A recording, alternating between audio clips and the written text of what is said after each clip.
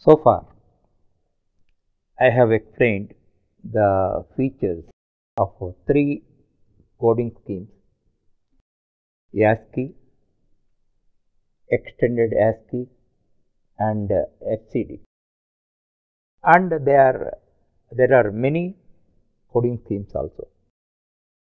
But all these coding schemes are meant for encoding the characters of English and a few of the European languages. Then in such case, what about other world languages? Actually, in the world, only 20% people can speak English. What about the remaining people? For them, one corresponding coding schemes are required. Computers are not meant for those people who know English. So, for everybody, the coding scheme should be provided. The same was felt, and in 1991, one non-profit organization named Unicode Consortium was founded, and the basic objective of that consortium is to develop coding schemes for all popular written world languages, all popular languages of the written languages of the world. For written languages only, coding schemes can be developed. What is the reason behind it? You know that. It is quite obvious. For characters only, the corresponding binary code is developed. Binary code is developed. For that purpose, the Unicode Consortium in 1991 it was founded. It developed a coding scheme named Unicode Character Coding Scheme. Actually, the name represents it is universal. It represents universal character coding scheme. It covers majority of the written languages in the world. For that, they developed a coding scheme. For your mother tongue also, regardless of your country, the written language, you can find the Unicode character scheme.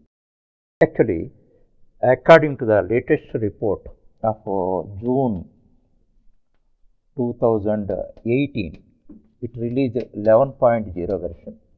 According to that, it developed coding for 1,37,539 characters. It developed coding for 1,37,439 characters, representing 146 human languages as well as artificial languages. Artificial languages means like mathematics and all. So, this many characters they developed, which represent almost all world popular languages, written languages. That you have to understand. Actually, this many, the basic limitation of ASCII, if you take, its size is 1 byte. Of course, 7 bits, take 1 byte. 1 byte means maximum how many characters you can create? You can create 256. Even if you take FCD, that is 1 byte. That means maximum how many unique binary codes you can create? 256. With the 256, how many characters you can represent? If you take any Indian language, they have more than 100 characters. To represent a language, they use more than 100 languages. If you take Chinese language, it requires thousands of symbols.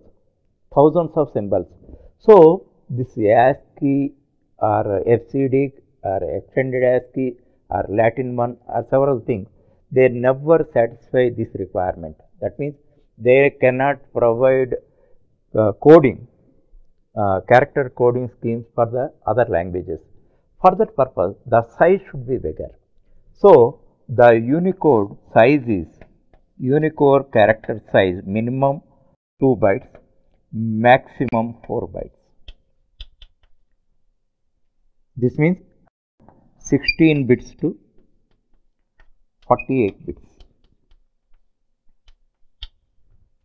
So that's why for any world language they can provide the coding scheme. They can map it. So that one point you have to understand. Thereafter, other important point is we never know which coding scheme is used in our computer.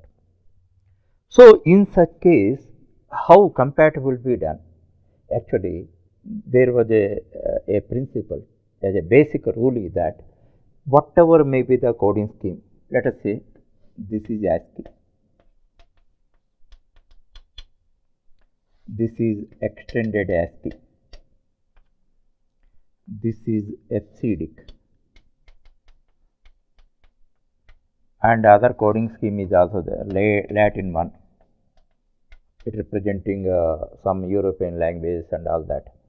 This is Unicode. Unicode is so big. So if you see, first 127 means 128 characters of all coding scheme presently existing or any coding scheme which are developed in future, these 128 characters are common. That's why there is no conflict among all these coding schemes. Apart from that, depending on the requirement, several programs are created internally in the system to switch over from one coding scheme to other coding scheme. So that problem, being a user, you never face the conflict between coding schemes. So as a matter of principle, you must understand the coding scheme. Then only you can get a logical answer how computer can understand our language. Our language means we are using English for the computer. How it can understand your language, you can easily understand.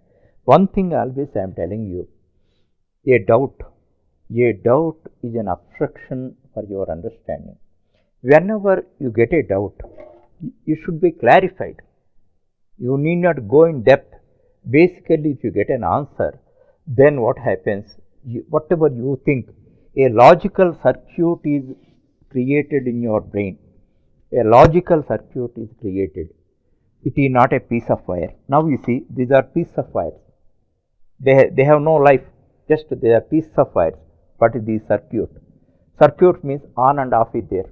Whenever you want to retrieve an idea which you conceived long back, you can retrieve it. That type of circuit. In that, any break should not be there. Your doubts are like breaks. That's why whenever you get a doubt, you get a logical answer for that. Then only your thinking process is developed and you get new ideas. Ultimately, you can discover or invent new things. This is a small tip I am giving to you. And whenever you are studying a concept, first think of what is this concept? Can I explain to others? If you try to explain to others and all that, you know that what you are missing. Because the other person who is the listener, who is your student, may ask you one doubt. So that's why many people are not there enough to teach.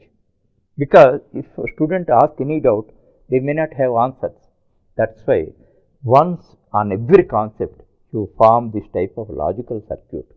For this purpose, what is required? Doubt-free learning. One concept you are learning, there should not be any gaps like this. Any gaps are there, you identify them and fill them. Then only the pieces of wires can be converted as a thinking circuit. This is a good tip for mastering the subject.